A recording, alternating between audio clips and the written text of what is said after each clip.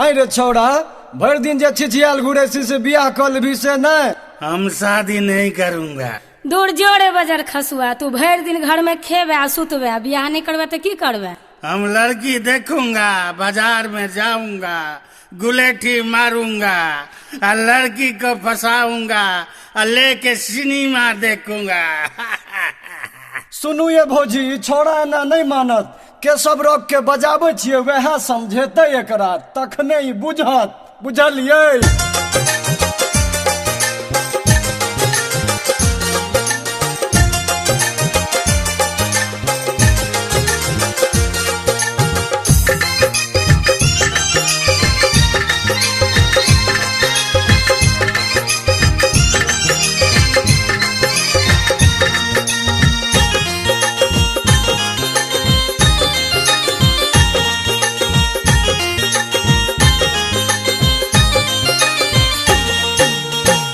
कहत कबीर सुनो रे भाई संतो, बहु बिना रे बउआ ककरो नहीं बनतो।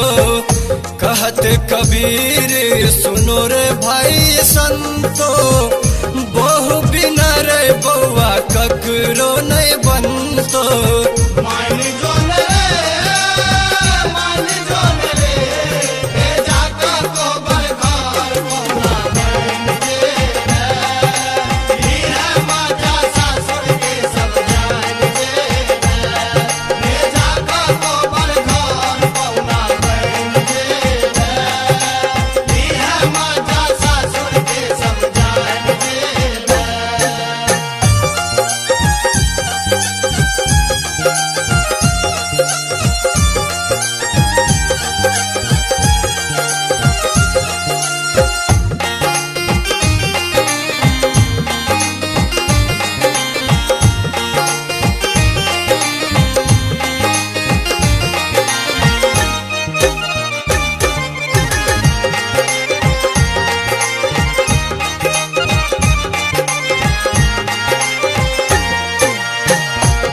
परिवार घरे सब गोरे राजी, एले लगन मा कोले अही बेरे शादी।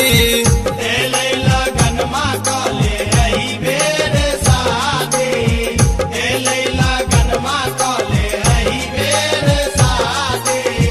कुल परिवार घरे सब गोरे राजी, एले लगन मा कोले अही बेरे शादी। तिलक में लाख कियो घटक रे गन तो, तिलक में लाख कियो घटक रे गन तो। अब बहु बिना रे बउआ ककरो नहीं बनतो, बहु बिना रे बउआ ककरो नहीं बनतो।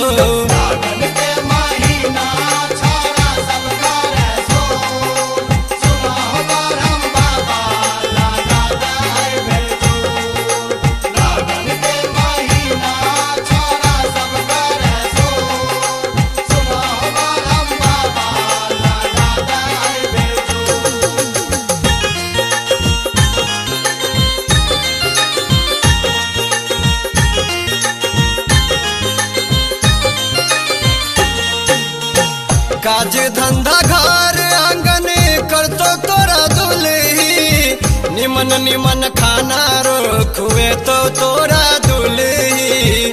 निमन निमन खाना रोखुए तो तोरा दुल्ही, निमन निमन खाना रोखुए तो तोरा दुल्ही।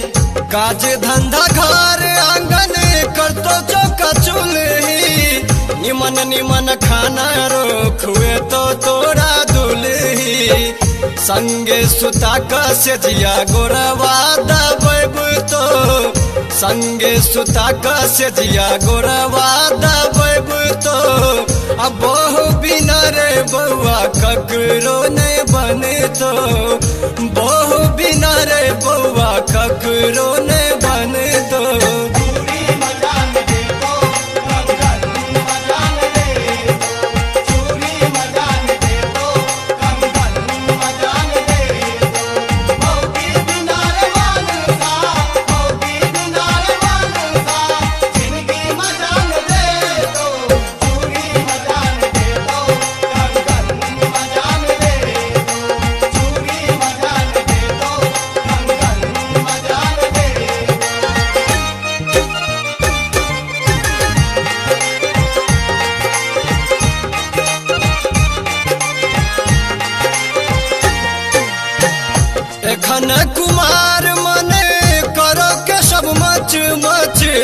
रही तो जरानी घरे करते न कछ मछ रही तो जे रानी घर करते न कछ मछ रही तो जे रानी घर करते न कछ मछ एखन कुमार मने करो के सब मच मच रही तो जरानी घर करते न कछ मछ लीते आनंद जखन मन तो हर मन तो लीते आनंद जखन मन तो हर मन तो बहु बिना रे बउआ ककरो नहीं बने तो बहु बिना रे बउआ ककरो नहीं बने तो कहत कबीर सुनो रे भाई संतो बहु बिना रे बउआ ककरो नहीं बनतो कहत कबीर सुनो रे भाई संतो बहु बिना रे बउआ ककरो नहीं बनतो